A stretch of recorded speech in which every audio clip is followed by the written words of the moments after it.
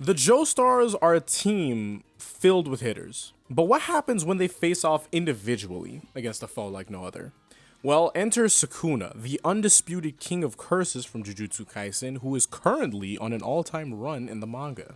While there are moments in JJK where the Joestars could take on the strongest characters with ease, Sukuna is on a different level entirely. Give me your money. So what is the King of Curses capable of now? Now, Sukuna at full power, JJK really hasn't done the most to get the best gauge of his destructive capabilities, but we can use scaling to assess that he is guaranteed to be stronger than what it takes to destroy a small city.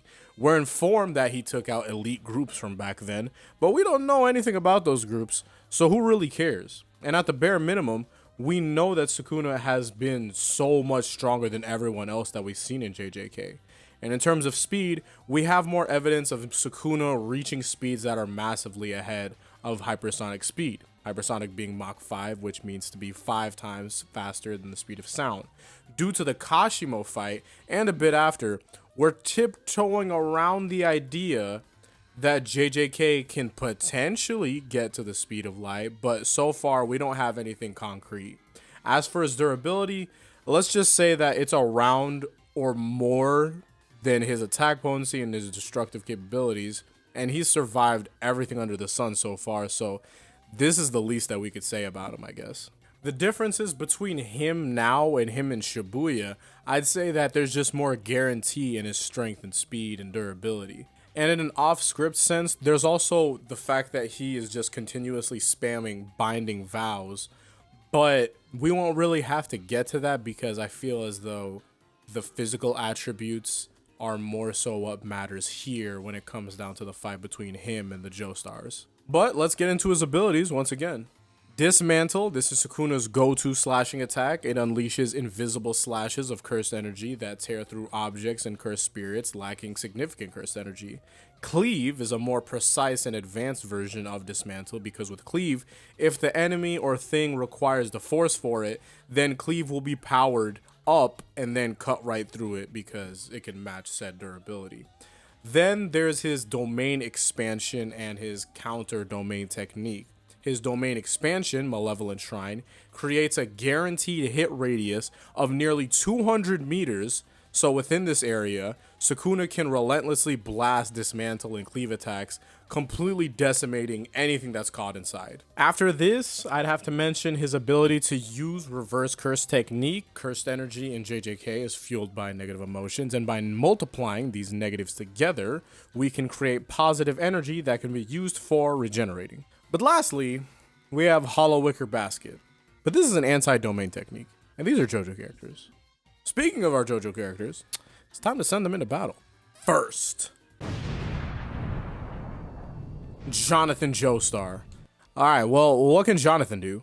Is he strong and fast enough to run up and one-punch Sukuna? No, he's not. Well, alright. Well, what powers does he have? He has Hamon, the power of the sun. Great. And a sword. All right.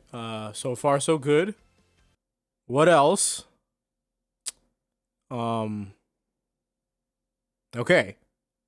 That's it. But he's really smart. Will that help him? No, it's not going to. Because unfortunately, no, this isn't enough here. Jonathan at a regular level can at least keep up or potentially exceed Sukuna's speeds, because JoJo characters are really fast. But he doesn't have an answer for Reverse Curse technique. This would basically be like trying to fight Dio, but instead of laser eyes, he has invisible slashes. And the option to use these slashes within 200 meters to guarantee that they will hit. And I'm not going to say that he has better regeneration than Dio because I've seen Dio get split down the middle and put himself back together. But certain things are like, I had chopped off an arm. He just grows a new one. He doesn't have to reattach his. It's fairly ridiculous with this character. So with that in mind, full power Sukuna should be able to slap chop the body of Jonathan Joestar. You're gonna love my nuts. Watch this. Oof. But hey, you know what? Now we're on to part 2, okay? Next up, we have the very intelligent Joseph Joestar.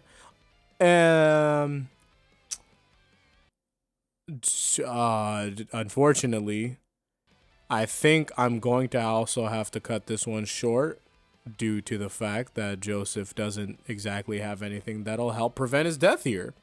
If Ultimate Cars use Malevolent Shrine instead of Hamon, well, we gotta just keep it a stack. This would be called Cars Bizarre Adventure. I'm sorry. But yeah, no, Joseph has Hamon, his clackers, intelligence, and a dream. Unfortunately, that's not enough to get the job done here. So, Joseph, chopping block. Stardust Crusaders. Now, we're getting on into our first powerful stand user of the family, Jotaro Kujo and his stand Star Platinum. He only has a close combat range but strength to make most things into projectiles, comparable attack potency and durability to Sukuna, most likely exceeding it by a little bit, faster than speed of light in terms of combat speed, and he has the ability to stop time. Sukuna also can't make contact with Star Platinum as he isn't a stand, so Star Platinum can act like a physical barrier for Jotaro when it comes to fighting Sukuna directly. Now, what helps me here is that I've actually done a video on Sukuna in Shibuya against Dio. Now, Dio and Jotaro have comparable stands, but what had made the difference between the two is that Dio is still a vampire and can regenerate from any blood taken from Sukuna. Jotaro doesn't have those same liberties. And I understand that he's defeated Dio, but it was rough for the two. It was also way too close for comfort when it came to Dio versus Sukuna, and that was just 15 finger Sukuna. And this is now a Sukuna who's turned it up in terms of his physical prowess. Jotaro would be able to land critical blows, sure, but it wouldn't be without some trades. And considering our position right now with how we're dealing with Sukuna in the manga, yeah, I don't think critical blows are enough at this point. Finishing the job is the biggest thing here, and I don't think that Jotaro will be able to keep up in doing that because he just doesn't have those facilities. Him being the one to do them in, not really sure. Here's the thing with Jotaro. Now, Jotaro with rage and killing intent far exceeds his normal levels of strength. It's truly what let him be the one to destroy Dio. Now, destroying the brain of Sukuna, that would be able to completely stop him from using cursed energy. The stipulation would be too close, but I'd say it leans more into Sukuna's favor because while I trust Jotaro to get a good shot on Sukuna, I don't think that it would be the one to close it out because, I mean, we saw Dio, that literally, it didn't happen. It didn't go through. Now, let's say it's a 60-40 situation. I think that makes more sense for the two between this matchup. And it's a 60% chance that Sukuna can just win it through a complete onslaught of cleave and dismantle from Malevolent Shrine. 40% chance that Sukuna egos some areas of the fight and Jotaro is able to just get his shot off and completely end Sukuna's life. There's reasonable win conditions for both parties here. Next up, we have Josuke Higashikata and his stand Crazy Diamond from Diamond is Unbreakable. Now, while we have lost the ability to stop time, which would improve the extent of this battle a lot, we have Josuke's restoration ability. The way he'd be able to get some sort of play with this situation, if he made contact with Sukuna and hit him in the same way that Jotaro did, he could effectively change the way of whatever he hits and functions and all that, which is a win condition, but it's not exactly the most helpful in the context of the fight. Josuke doesn't have any getaway capabilities or something to keep Sukuna out from using Malevolent Shrine in the hand-to-hand combat area before it gets there. I do think Jotaro, Josuke, and the close-range stand users that we'll mention later on, they can do pretty good before it gets too far. It just that cleave, dismantle are abilities that are similar to how stands function in their invisibility and intangibility. And it's like if a stand user was to go against a similar concept, you know, which is rough. Imagine the stand Stray Cat working with Kira, but that bubble was as fast as any other close range combat stand, and now there are multiple bubbles. That'd be rough. That'd be extremely hard to deal with. And I'm just not sure that Josuke can really do much against this. Now we're on to Golden Wind with Giorno Giovanna and his stand Gold Experience. Giorno doesn't have the combat strength that Crazy Diamond and Star Platinum are known for, but his ability to give life and reflect damage could be extremely helpful, but mainly for the impact of regular punches and all that from Sukuna. Plus, Giorno's ability to give life is cool and all, but in JJK, the 10 Shadows technique far surpasses this thing, and Sukuna is just far ahead of this character in strength. Well, what will Giorno be able to do here? In his current state, not much, being honest with you. He just doesn't have the facilities to match up currently. But let's turn this up to Gold Experience Requiem. Okay, fine. Great. We're good in this case. GR's ability to nullify and revert both actions and willpower will be the one to stop Sukuna's onslaught just outright. Once Sukuna attempts anything and he's completely just continuously reset back to zero, Giorno will be able to try really whatever under the sun to take Sukuna out. He knows that probably, oh man, this poison's not working and it won't do much, but his best thing that he'll be able to do is probably go straight for the head and or the gut and damage him worse than how he did Chocolata. Now, if you're primarily a JJK person and you're unfamiliar with Gold Experience Requiem, first of all, I am sorry that this is basically going to be a spoiler, but yeah, imagine if Sukuna was to use Dismantle or Cleave or whatever, he didn't do it. It never happened. He's getting reset continuously for every time he tries that. And essentially, it's like a weird sort of temporal loop in his eyes, but it's not really the case. His reality never came to fruition, and he will get got because he's not doing anything, because everything he's doing is being reset back to its original 0 point. But yeah, I'd say that this is our first definitive win against full power Sukuna. The issue is that this is arguably the most broken Joestar. It is. So is this as good as it gets? I don't know, man. I kind of hope not. Now we're over here in Stone Ocean with Jolene Cujo and her stand Stone Free. Now, while being better than Giorno in terms of combat prowess, they both fall short with their stands. Even while Jolene does have the battle IQ and creativity to make her initial close combat something to push Sukuna, when he gets into his Malevolent Shrine bag, it'll be another Joestar to get slap chopped in the same way that, you know, they just have been getting. Like, they haven't been really winning these. I think, honestly, a huge thing for me would be the fact that they don't really have defensive capabilities when it comes down to stuff that's comparable to stands itself.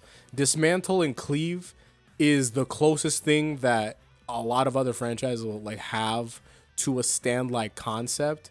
And I don't think that these JoJo characters are set up for that. When it comes to like a physical thing, like, oh, say that Naruto wanted to kick you in the face or something like that, your stand can block it, and Naruto's like, oh man, I didn't make contact, and that's the point. Like, oh, that's great. But if it's like another invisible ability, an intangible ability that you yourself are unfamiliar to, you'd be like, oh my goodness, this is not what I was prepared for. This is going to hurt. But now finally, we're over here in Steel Ball Run. Johnny Joestar is here and he's ready to fight. I'm going to make this easier. Tusk Act 1 is not a factor here. Complete non-factor, moving on. Let's say that we have Tusk Act 2. Well, Johnny can't fight in the same ways that the other JoJo stand users could. And even if on his horse, Tusk Act 2, while could help move damage here and there, he doesn't really have much to protect him. He also loses in the initial combat area and doesn't even get to the area where it's all like, oh, okay, I have to use Malevolent Shrine. Doesn't even get to that. You know, besides like having good speed, no, there's not much to work with here. But let's say that Tusk Act 2 lands a shot, since he is faster, a shot to Sukuna's head or a shot that moves to his head or his gut, you know, either way that like, oh, okay, I'm working with my cursed energy over here. If it got there, then boom, complete effective attack against them. He's got it, right? If it's an effective headshot, then I will be glad to say that Sukuna is done here. But I don't know, it's weird, you know, because it's like, yeah, he loses the combat in terms of like punching and all that, but opening up the battle with just a straight shot that'll boom, that's guaranteed to like, it's gonna be faster than Sukuna. So with that in mind, it's like, it's probably going to hit him too, because he can't really dodge or do anything. This would be more inclined for us to say like, hold on. He's for real going to get hit. Like, I want to say, yeah, Tusk Act 2 combat-wise won't help him, but if he just gets straight down to business and hits his shot, which he most likely will, he's going to win this fight. I'd like to say that he reversed curse techniques right out of this, but if his brain is being scrambled, then he just won't be able to, because it's not like an automatic thing like that. It also ignores durability, so that's not even a factor here. Like, it's really unfortunate Sukuna, actually, when I come to think about it. And the reason why is because Tusk Act 2's bullets are incorporated with the golden ratio, and essentially just imagine that this is a spinning black hole that tracks down its targets and spins and rips through its target like a Beyblade. Even if Sukuna can RCT and regenerate from other hits, like it hit other parts of his body, sure, destroying his brain would be the most effective thing, and he wouldn't even be able to function. None of that stuff is also extinctual to his body. Like, yeah, this isn't automatic. It's most likely going to scramble him and be the end of this character. Tusk Act 3 won't help Johnny throw hands again, but now he essentially gets to teleport with the help of these spatial bullet holes. Johnny would be able to actually temporarily hide from Sukuna for whatever reason through these bullets. And now, why is that? To explain Act 3, if Johnny shoots himself with the power of the golden ratio, he can create an infinite hole for the area, and it only works in favor of him too. So while he can shoot any part of his body and even move it to another location, he's safe. But if he hits someone else with that bullet, they're sucked into that space and then essentially successfully annihilated, I'd say. I trust that Johnny can find a way to make that shot to Sukuna. And also, this is one of the cases where he actually is able to hide from Sukuna and remove himself from the unfavorable position that he'll put him in. With that in mind, yeah, I do have Tusk Act 3 Johnny Joestar over Sukuna because, you know, unless he starts the fight with Malevolent Shrine, which never happens, then Johnny would be able to get into his bag faster than Sukuna would be able to think to get into his own. And again, he puts himself into his own little dimension. And I don't think that Malevolent Shrine would be able to hit him because it is essentially a different area altogether now because it's not abiding by the same thing. But I do want to wait a bit to maybe potentially the end of JJK to revisit Sukuna's Malevolent Shrine and what it does with space and all that, if possible, to see how bad it can get for Johnny. But at least currently, I do think that Johnny Act 3 should be able to work with this fairly well. Now we're up into Tusk Act 4, just call it a day. Like, legitimately speaking, just call it a day. Not only is Tusk Act 4 in the form to protect Johnny in terms of combat, but a single bullet, like a lot of these, but just this one guaranteed, even if it hits his body. If this bullet, if it was to hit him, which it will, it's going to be the end of Sukuna, easily. The reason for that is with Tusk Act 4, Johnny's bullets are now powered by the super spin. Johnny uses his horse's momentum and the golden rectangle to create a super powered spin with near limitless energy. These bullets trap its targets in an endless spin, shredding them from within. They ignore location changes, bypass things like dimensional barriers, gravity, and even stop time. There won't be a single chance for Sukuna to get any sort of ability off, and he doesn't have the defenses for this because no one has the defenses for this. Because trust me, if Tusk Act 4 can get past a barrier of essentially good luck and fortune, it's going to get you too. Like, there's just no way that you're going to go about this.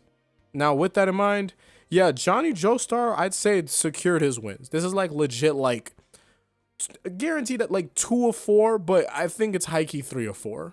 And lastly, Josuke Higashikata 8 against Sukuna. Now, let me tell you this. I understand win conditions for sure, but the word condition is the one that we have to focus on here, because while yes, if Josuke is to, you know, pop a bubble on Sukuna, he can take away certain things, but the fact of the matter is that whatever Josuke thinks of, that we've seen him think of so far, it most likely won't be anything that will help stop Sukuna outright. It will annoy him, but certain things like binding vows and just like, oh, like he can get himself back in certain ways. Like, oh, maybe I lost my vision, but now I'm working with something to where, I don't even have to worry about my vision in this case because I'm still going to hit these. In addition to that, too, if he were to lose anything, that inclines him to use Malevolent Shrine even faster. So if you did happen to take like, oh, okay, you remove my friction, I'm sliding everywhere, binding vow, and or just let me not even go to the binding vow, I'm just going to go straight for a Malevolent Shrine, or I'm going to go for my big fire arrow attack. What is Josuke 8 going to be able to do here? Not much. He can't protect himself. There's no way he's going to arrange his arms in a certain way to protect these slashes because they will be intensified and they're going to just cut in general. Like, there's no way that this is happening. Like, Soft and Wet can protect him from stuff like, okay, like say it was Dio's case, like, oh, I'm throwing knives. You can punch away the knives. These are invisible slashes, and what are you going to do? You can't see them. What are you gonna do? You're gonna break the slash? It's meant to cut. And it's most likely because it can't hit stands. It can't hit Soft and Wet because, you can't hit a stand as a regular person. It's going to go right through Soft and Wet and hit Josuke directly. Even if he has something like Go Beyond, which I completely understand, it is broken and it will hurt Sukuna for sure. I just think we're more inclined to believe that Sukuna will be able to take care of Josuke faster than Josuke can think of a way to go about this, to take care of this regenerating, slashing freak of nature. And I feel like that's being fairly reasonable because Josuke 8 does in general have, I don't want to say a tough time when it comes to versus stuff because, it's just the fact that this is the same character that took out Wonder of You with a collective help, like with everybody. It's just this is a very, very strong stand, and Go Beyond is a very, very strong ability. But certain things like this, I will say, a little too much for Josuke in this regard. So with our ratio, we have about 3 Joestars, sort of 3. It's realistically like 2. 2 of 8 winning, 1/4 of a chance. I'd say that's a failing grade. But I do think that while, it sucks in this case, I think that the antagonists, we'll get a better ratio for sure with that. I'll guarantee you. That would be a way better case for these guys. But our lineup, kind of rough. If they all join together, look, you don't even have to think about that. Trust me. All the Joestars against Sukuna, he's folded. But yeah, individually speaking, they've tried their best, and I applaud them for it. They're my Joestars, but this is it. Now, thank you all for watching. I think I'm going to be doing a video on, I want to say all the special grades, but there's just like some special grades where it's just like, okay, this is uninteresting. And Sukuna isn't a special grade curse. He's a sorcerer because he's still like a guy. And I want to say that I don't know what the titling would be, but it's like, oh yeah, special grade evil guys, and all of our antagonists against them potentially, or all of our Joestars at once against them, something like that. Just in general, I like certain matchups like that because JJK has brought a lot more to the table than expected, at least with the character of Sukuna. And I do think Sukuna in general brings up a lot of discussions to be had about, oh, okay, could your character beat this guy? It's really interesting, but I'd love to have these conversations. Just tell me what's up. I do have more plans in general for the future. I have some stuff that I want to do in videos and yada, yada, yada. But this is not important. People don't really care about this part of the video. It's chill. If you got to this part of the video, leave a comment talking about, grab a random video game boss like Melania or something like that and just be like, how did they get in this video? As if I said something in the video about that. That'd be hilarious. Yeah, leave a comment like that. Like, what? How did Bowser get in this? Just something like that. That seems hilarious. But all right, hopefully I'll see you all in the next one. Thank you all for watching again. Until the next one, peace out and Godspeed.